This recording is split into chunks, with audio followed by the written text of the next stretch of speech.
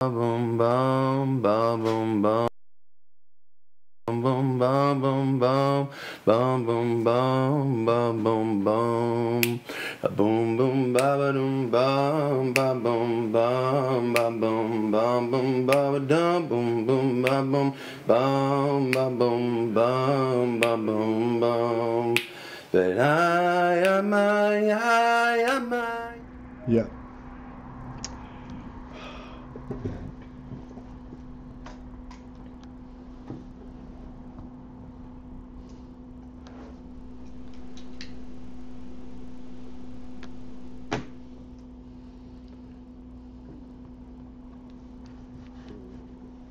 Except that you have to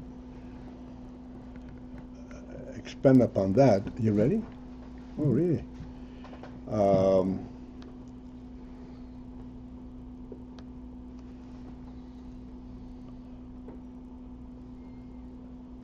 As we said, throughout this whole discussion,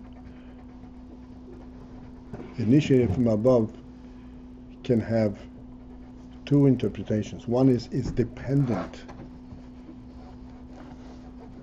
So then it is a separate thing, dependent.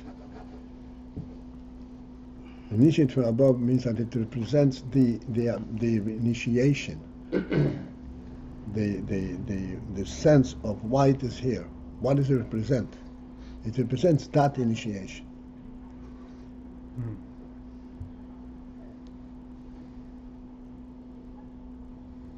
This is the Indian in Kriyas Hashem. When you call a person's name, you're not calling his name, you're calling him. That's right.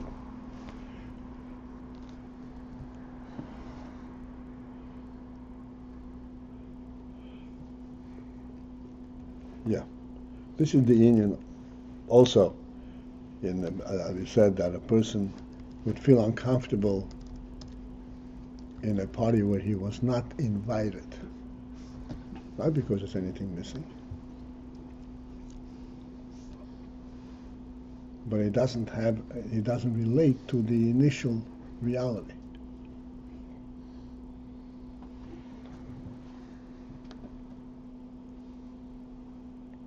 You can have all the food and everything, but if it doesn't relate nobody to the bothers him, initial, nobody cares. The initial reality here being the impetus for the party. Yeah. The impetus for the party and the host. And the host. What the party stands for. He's not related to that. And as I'm listening and I realize what was brought out, it's very enriching just to listen back. That this is why does a person, a human being, have that? Where does a human being have that sense from? It is from the fact that he is a creation. What does a creation mean? This whole being is the fact that the Creator wanted him to be. This is the greatest, the supreme sense of reality that there can possibly be.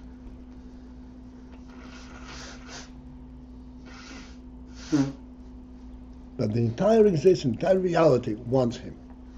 And that's what he stands for.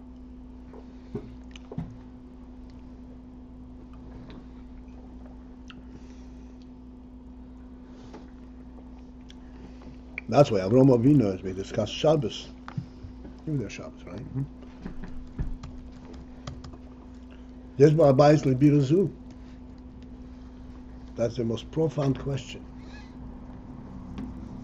intellectually.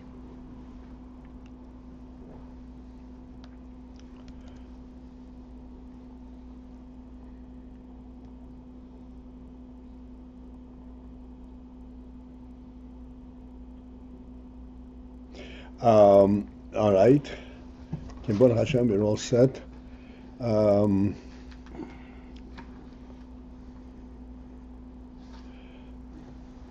We'll go back to just one line just to understand the context here. And this is, what is it, approximately 9 lines from the top, from Kufayin Gimel. The line begins with Kuli Kanal.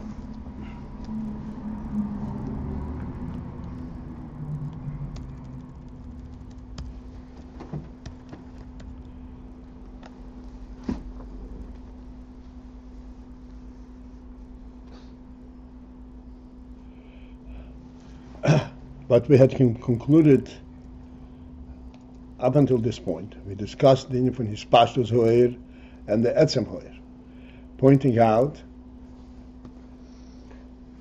that Hispashtus Ho'er, even Hispashtus Ho'er, has an element that it connects to the Etzem. And surely Etzem Ho'er, the last point was about the Etzem Ho'er. There's no understanding at all. This is like Etzem Hashem, and it is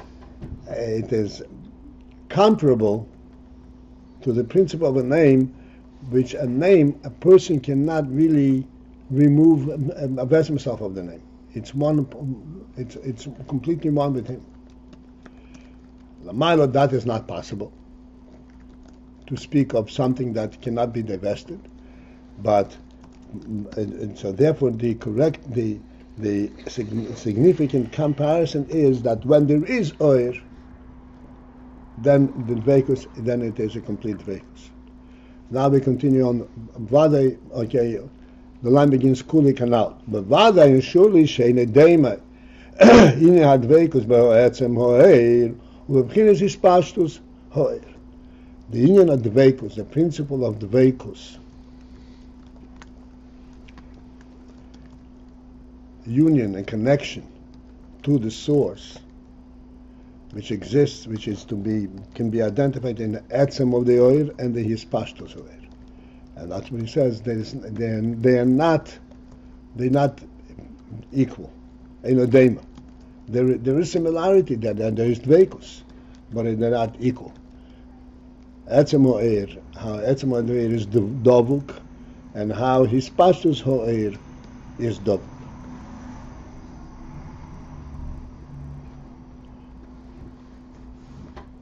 And again, it is quite clear. Etzem Ho'er does not have any other presence but the fact that it is dovik to the Etzem.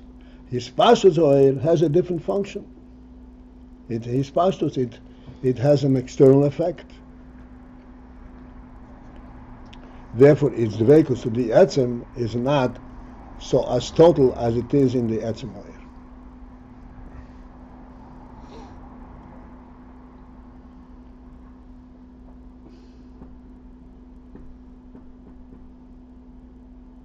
But nevertheless, even so, gam ha-hispashtus hi bibchinas dveikus. The hispashtus too is bibchinas dveikus, is in a dveikus aspect, element. The hispashtus has an element of dveikus. And as in the moshul of the Kriya Shem Ha'odom Alei is a dover. And a person's name is applied to some object, to some property. So even though the name there is applied to something external to the person, and therefore it seems to be disconnected to the person, not dveikus. So nevertheless, there too we find in hadveikus. Where is that? That even there, Shmoi Nikro al Hadover Hahu, his name is called, is applied to that thing, to that property. V'nase Hadover Shaychus Elov Ali Deizeh. And that thing, and that property acquires a connection to him as a result of this name being applied to it. This we discussed yesterday and the other day. It's really a very fine, phenomenal principle that we all relate to. We don't realize how rich that principle is. That a A person owns a piece of an object that he can hold in his hand. So you say he holds it in his hand. Possession is ownership. How does a person own a piece of property?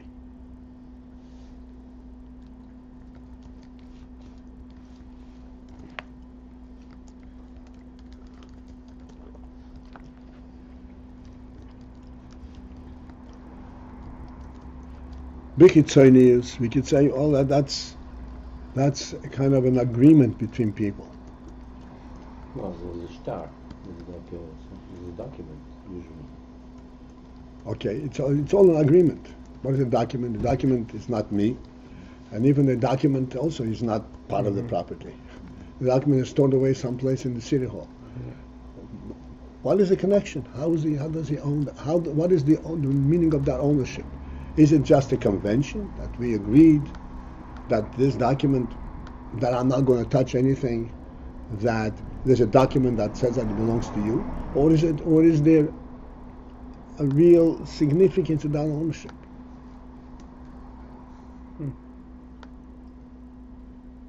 We pointed out many times that ownership is a reality. So real that, as we said, karka ein nigzelos.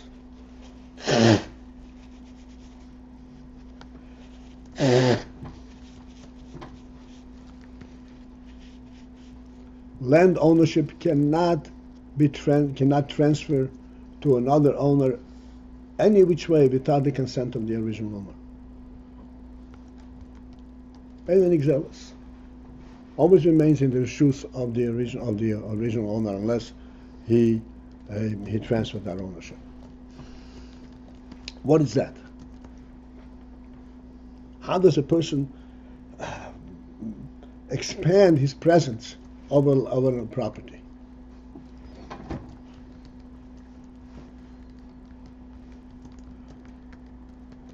This is the name element. The name is a ha'ora of the person. This is that ha'ora, I explained the other day, and many times.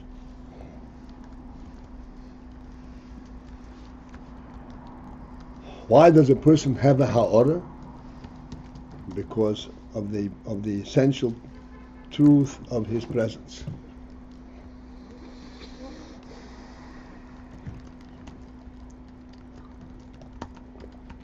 As we said way back, that only an etzem has a ha'ora. An animal does not have that ha'ora. An animal does not have this ownership. The halacha states that if a person bequeaths, gives a matona to an animal, it's totally invalid.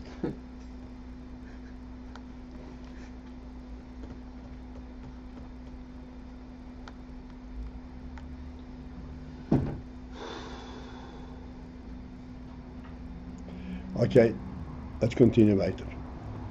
Begam, and then also in addition to the fact that his name is called upon on this object, as a result of that, this object really becomes connected to him. And then furthermore, Shanase ilui behadover, that there is an effect of ilui, of an elevation in that thing, aridei kriya shmayol, as a result of his name being applied on this object, just the name, that that causes an elevation. It elevates the object because it becomes connected to him. And as it is expressed in the pasuk, Vayokom zdei Ephraim, when Avram purchased the land, more is a machpelah from Ephraim, it says, Vayokom zdei Ephraim. The zdei Ephraim got up, stood up. So Rashi says, what's meant it stood up? Kimo naas olei. An elevation, a stand up, was affected upon this field. על ידי שבו ברשותו של אברהם אבינו עליו השלום. As a result of the fact that it entered into the Reshus, domain of Avraham Avinu, Shenikro Shmei Oleho. In what way did it enter Avram's domain? That his name was applied upon this field. So it's not just a reference, it's not just a convention, it is a real connection. Hare, thus we see, Damekol Mokoim, that even so, even though this is only the Hispashtus, who bibchinas his chabrus imei, this Hispashtus remains and the aspect remains connected to him, to the extent that the Hispashtus, wherever the Hispashtus is applied, brings it back into his domain.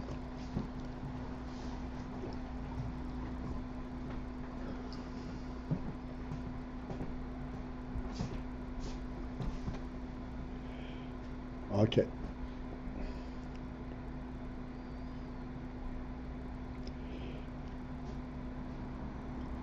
Behinei the Proteus Amadregis.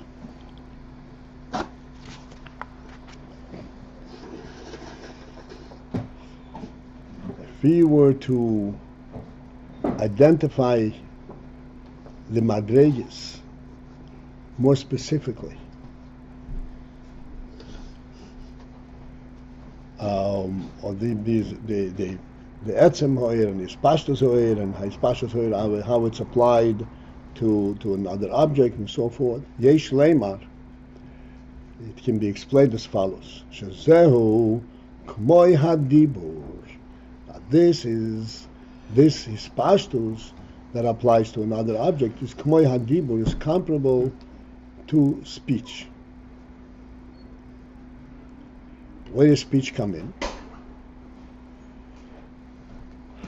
V'hinei, behold, k'mei b'moshel Hashem hanal, just as in the moshel of the name that we have now discussed, that there is the name as it is the Etzem Hashem that is applied to the person himself, and the name as he's being called by the name as is being applied to another object. K'moi came. Similarly, al derech moshel guf ha'odam. The guf ha'odam himself has also these various levels. Hagam shehu levush bil levad.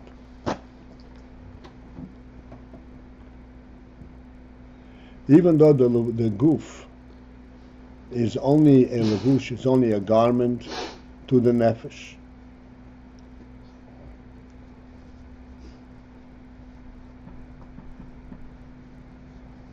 Ukmesha kosuf, and as the posuk says, oir ubosar tal bisheini, skin and flesh you have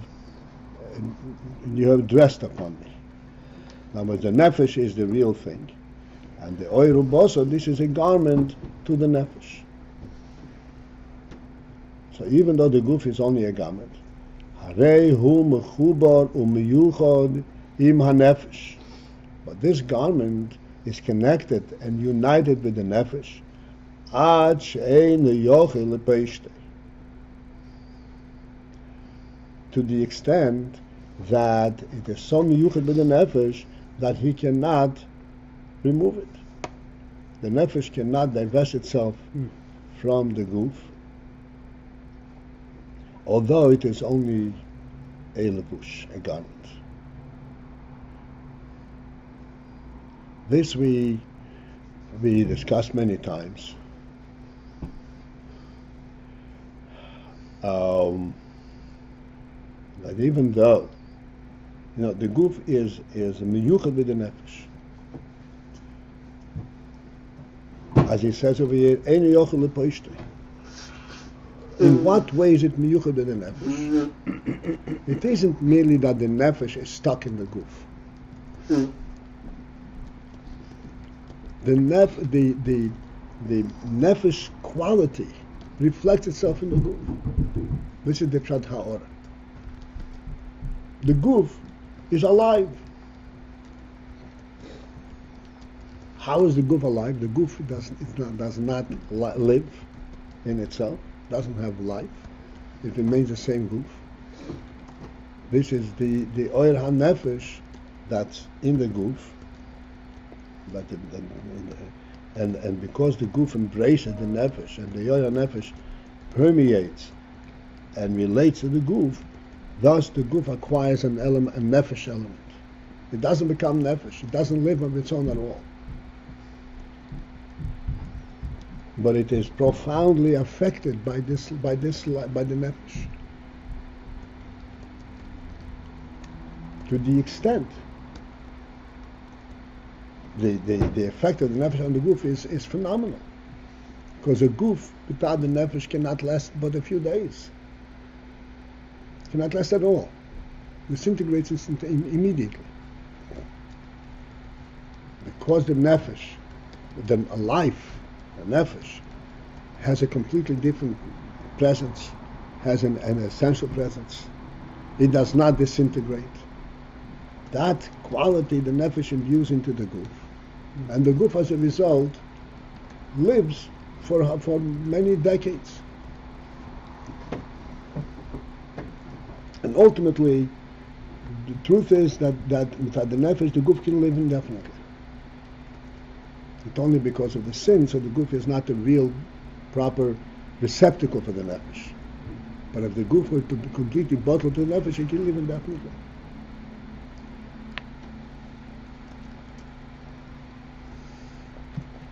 Although, while alive, it's still a nefesh. While alive, it's still nefesh. The life element is still nefesh, not guf. Doesn't become property of the guf, it is a property of the nefesh. This is called a levush amchuber, that it is so closely connected to him. And what affects that connection?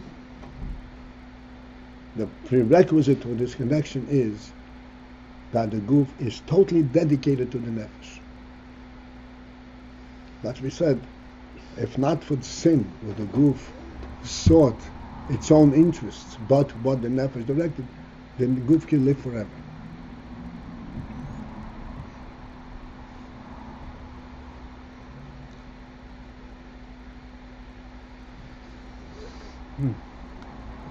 And the guf is so closely related to the nefesh, and it so closely reflects the nefesh, that the very structure of the guf is a reflection of the nefesh that it contains. The structure of the guf is moichin, midas, and then action. Like we said, that the nefesh of Adam could not be mechaya a guf habheima. Even though the guf habheima has all the properties, all the individual elements that the guf Adam has, but its very structure is not fit for nefesh Adam, and therefore it does not relate to nefesh Adam, and it cannot live for nefesh Adam.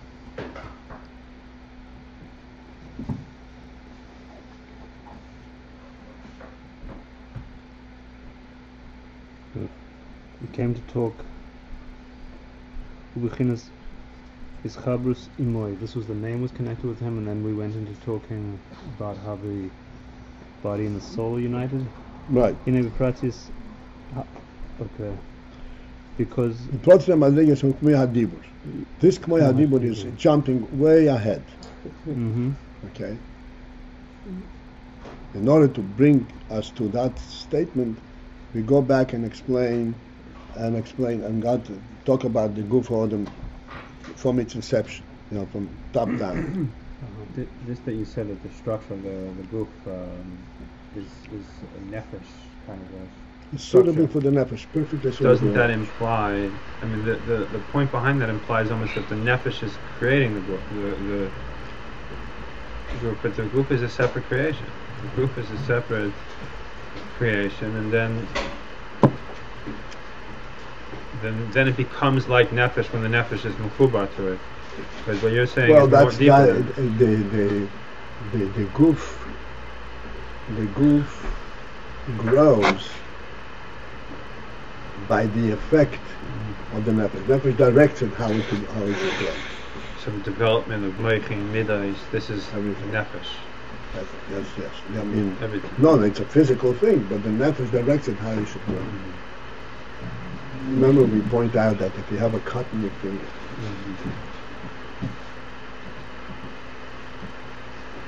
and you all you have to do is protect it against infection, and then it grows back. It grows back in a manner that you couldn't even trace it back and find where was this cut. How does that happen? So physically, they say, okay, the molecules split and they connect them. But how did the molecules know, first of all, to connect in such a perfect manner? Why don't they connect in different directions? Molecules don't care which way they connect.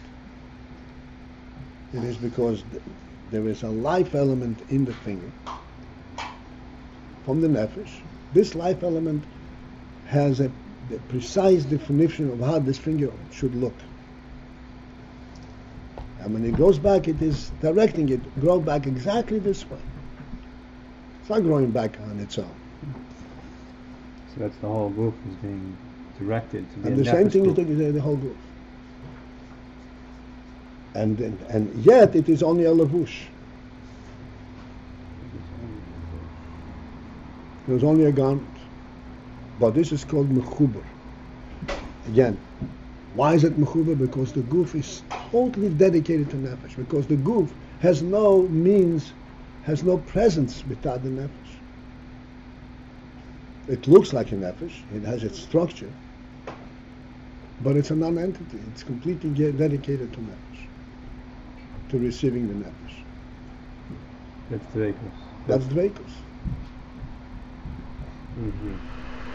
That's why it's able to get whatever. That's why it's able to have that quality. That's why it's able to have that quality. This is where might as well point it out. This is where the oineg, you always say the oineg and rotzen are the supreme koiches that a person has. Higher than seichel. These koiches are nefesh itself. This koiches like even mamish nefesh itself. When one, so to speak, usurps, takes these koiches of any rotzen and wants to translate them on a goof level, then that becomes destructive. You dissociate from the nefesh and you lose everything. Oinig is a nefesh experience, not a goof experience. What does it mean when he wants to translate it?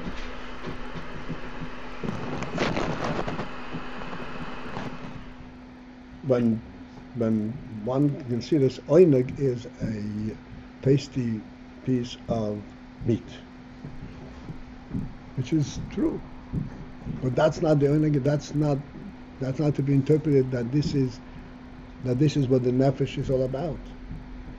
If that becomes what the nefesh is all about, to give you a taste in steak, then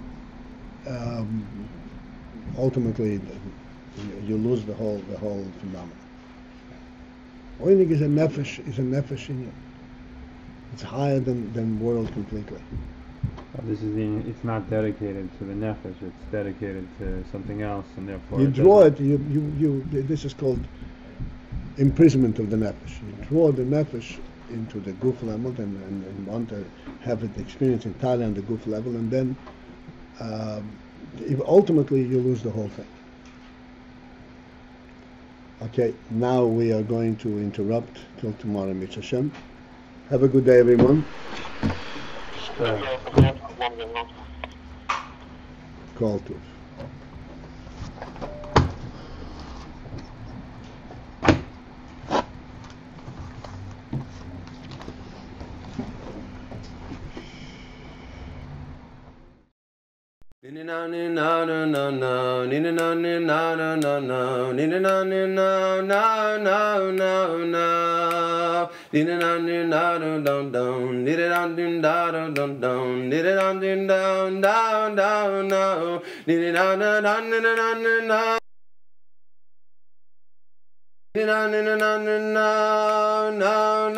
No.